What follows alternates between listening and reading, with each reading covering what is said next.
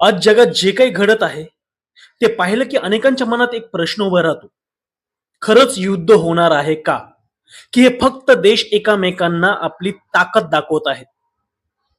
कारण दररोज बातम्यांमध्ये आपण पाहतो, कुठे सैन्य हालचाल करत आहेत, कुठे क्षेपणास्त्रांची चाचणी होत आहे, कुठे मोठे नेते एकमेकांवर आरोप प्रत्यारोप करत आहेत. पण युद्ध म्हणजे नेमकं काय? आणि ते सुरू होण्याआधी नेमकं काय घडतं, हेच आपण या व्हिडिओमध्ये आज जाणून घेणार आहोत. मित्रांनो, युद्ध अचानक सुरू होत नाही. जसं एखाद्या घरात भांडणं अचानक होत नाहीत तसेच. आधी लहान गैरसमज होतो, मग बोलणं कमी होतं, मग राग वाढतो आणि शेवटी वाद होतो. देशांमध्ये काहीस असंच घडतं. आधी शब्दांमध्ये तणाव वाढतो, मग इशारे दिले जातात, मग सैन्य सज्ज केलं जातं. उदाहरण द्यायचं झालं तर दोन शेजारी देश आहेत असं समजा. एका देशाने आपल्या सीमेजवळ जास्त सैन्य उभं केलं तर दुसऱ्या देशालाही वाटतं आपणही तयार राहायला पाहिजे. मग तोही सैन्य वाढवतो. आता दोघेही म्हणतात आम्ही फक्त संरक्षणासाठी तयार आहोत. पण बाहेरून पाहणाऱ्याला वाटतं काहीतरी गंभीर घडत आहे. हे अगदी शाळेतल्या दोन मुलांसारखं आहे. दोन मुलांमध्ये भांडण झालं तर दोघेही आपापले मित्र जवळ बोलवतात, एकामेकांकडे बघतात, आवाज वाढतो. पण शिक्षक मध्ये आले तर भांडण थांबतं.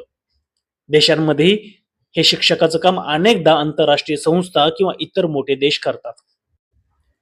मित्रांनो, इतिहासात असं अनेकदा घडलं आहे. पहिलं महायुद्ध सुरू होण्याआधीही अनेक देशांमध्ये तणाव होता. लोकांना वाटत होतं की चर्चा होईल, प्रश्न मिटेल. पण एका घटनेनंतर परिस्थिती इतकी वेगाने बदलली की मोठं युद्ध सुरू झालं. यावरून एक गोष्ट लक्षात ठेवा, लहान वाटणाऱ्या गोष्टींचा परिणाम मोठा होऊ शकतो. आज मात्र युद्धाचा अर्थ फक्त बंदुका नाहीयेत. समजा एका देशाने दुसऱ्या देशाशी व्यापार बंद केला, तेल देणं बंद केलं, व्यवहार बंद केले, तर गोळीनं झाडताही समोरच्या देशाला अडचणीत आणता येतं. म्हणून आजच्या काळात आर्थिक युद्धही तितकंच महत्वाचं आहे. उदाहरणार्थ, तेल महाग झालं की आपल्या देशातले पेट्रोलचे दर वाढतात. पेट्रोल वाढलं की बसचं भाडं वाढतं, माल वाहतूक महाग होते, भाज्यांचे दर वाढतात. म्हणजे हजारो किलोमीटर दूर तणाव असला तरी परिणाम आपल्या घरापर्यंत येतो. हे अगदी असं आहे की गावातल्या विहिरीचं पाणी कमी झालं तर फक्त त्या विहिरी जवळच्या घरांना त्रास होत नाही, तर संपूर्ण गावाला पाणी जपून वापरावं लागतं. मोठे देश अनेकदा एकामेकांना ताकद दाखवतात, कारण काही वेळा युद्ध न करता समोरच्याला घाबरवणं हाच उद्देश असतो.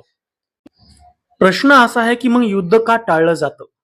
कारण युद्धाची किंमत खूप मोठी असते.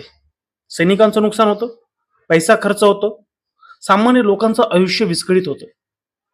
युद्धात जिंकणारा देशही अनेकदा आर्थिकदृष्ट्या कमकुवत होतो. दुसऱ्या महायुद्धानंतर अनेक देशांनी हे अनुभवलं आहे.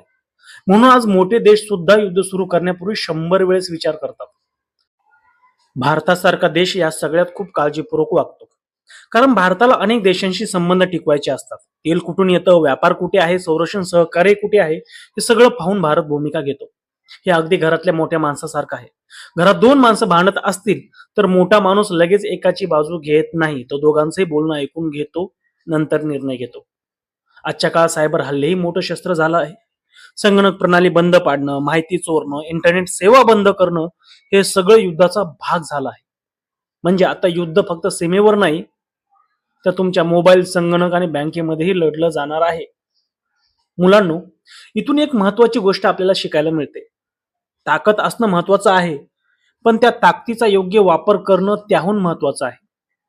कारण जिथे संवाद संपतो तिथे संघर्ष सुरू होतो. शाळेत, घरी, समाजात आणि देशातही हेच खरं आहे. बोलून प्रश्न सुटू शकतात, पण रागातून घेतलेले निर्णय अनेकदा नुकसान करतात. म्हणूनच जगात जरी तणाव असला तरी शांततेसाठी प्रयत्नही तितक्याच जोरात सुरू आहेत. आणि शेवटी लक्षात ठेवायची गोष्ट अशी की युद्ध जिंकणारा मोठा नसतो, युद्ध टाळणारा मोठा असतो. कारण शांतीमध्ये विकास होतो, शिक्षण वाढतं, विज्ञान पुढे जातं आणि समाज मजबूत होतो. त्यामुळे लक्षात ठेवा, ताकद दाखवण्यापेक्षा न समजूतदारपणा दाखवा.